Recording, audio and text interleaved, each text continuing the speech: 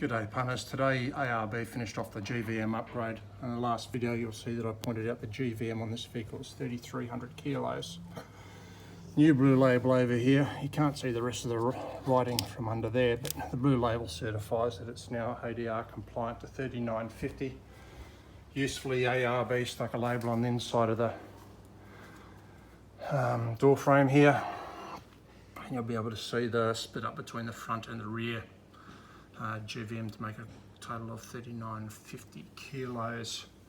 That was something that Bill Roach mentioned in one of the comments in the previous thing about the split of the gross vehicle mass between front and rear axles. As part of this GVM, as I mentioned previously, sway bar went on, and you can just see part of it here. Get a better look under here. Some new brackets up on the chassis, down. Picks up an existing mount point under the axle. You'll see that better from the rear.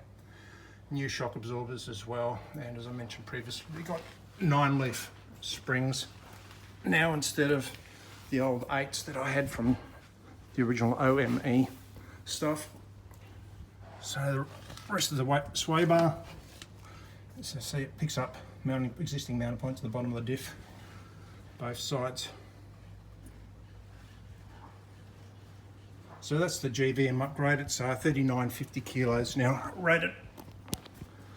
The certification I mentioned was $610. That's for state government, federal government, ARB stuff. And today the cost for the sway bar and the shock absorbers and the fitting and the certification in total came to about $1,700. So certainly a lot cheaper than JMac Precision Engineering or starting from scratch. $5,000 upwards. Well, that's all on this video, punters. Until next time.